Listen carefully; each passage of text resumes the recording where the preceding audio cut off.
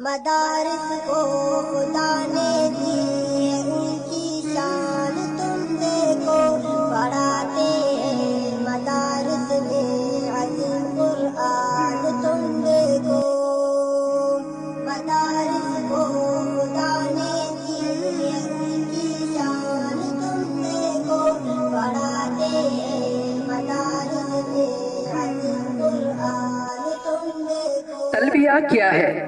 تلبیہ کی حیثیت کیا ہے؟ تو حج میں تلبیہ کی حیثیت تقریباً ایسی ہی ہے جیسی نماز میں تکبیر تحریمہ کی، اور تلبیہ کے منقول الفاظ جو حدیث سے ثابت ہیں وہ یہ ہے: لبیک اللہم لبیک لبیک لا شریک لک لبیک ان الحمد والنعمت لک والملک لا شریک لک۔ یہ بخاری شریف کی حدیث ہے، اس کا ترجمہ یہ ہے: میں حاضر ہوں اے اللہ، میں حاضر ہوں، میں حاضر ہوں، آپ کا کوئی شریک نہیں، میں حاضر ہوں، ہر طرح کا شکر اور سب نعمتیں صرف آپ ہی کے لیے ہیں، اور ساری بادشاہی آپ ہی کے اختیار میں ہے، آپ کا کوئی شریک نہیں۔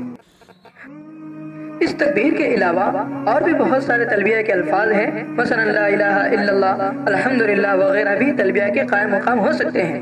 عربی زبان کے علاوہ کسی اور زبان میں بھی تلبیہ کا ترجمہ بھی پڑھا جا سکتا ہے، مگر عربی الفاظ میں پڑھنا بہتر ہے۔ تلبیہ زبان سے کہنا شرط ہے، تلبیہ زبان سے اس طرح کہنا شرط ہے کہ حروف صحیح ادا ہو اور کم از کم مرد ہو تو خود سن رہا ہو۔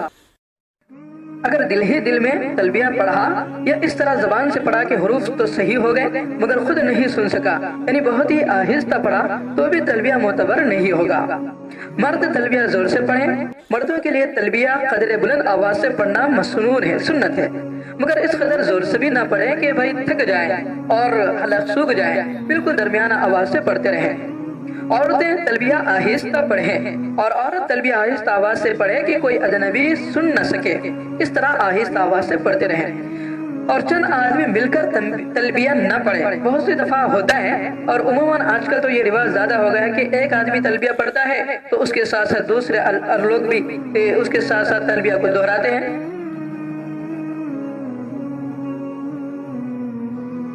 تو یہ طریقہ ٹھیک نہیں ہے، بلکہ اس طریقے کو علماء نے بدعت بھی کہا ہے، بلکہ ہر ایک کو چاہیے کہ وہ علیحدہ علیحدہ تلبیہ پڑھے۔ تلبیہ کتنے بار مستحب ہے؟ تلبیہ 3 بار پڑھنا مستحب ہے۔ اس کی صورت یہ ہونی چاہیے کہ 3 بار لگاتار پڑھیں اور تلبیہ کے دوران کوئی اور بات چیت نہ کریں۔ اب تلبیہ کب تک پڑھنے کا حکم ہے؟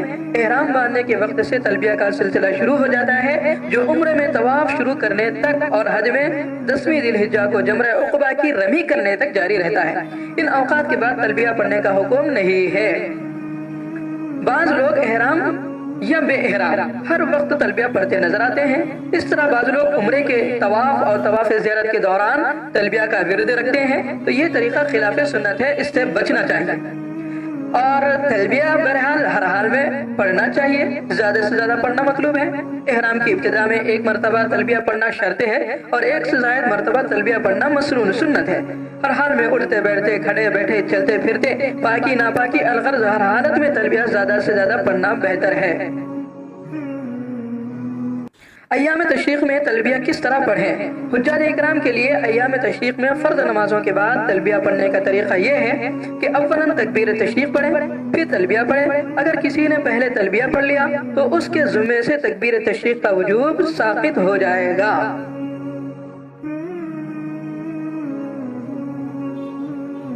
اللہ تعالیٰ ہم سب کو تلبیہ پڑھنے کے جو صحیح احکام ہیں اور جو صحیح طریقے ہیں اس طرح تلبیہ کو پڑھنے کی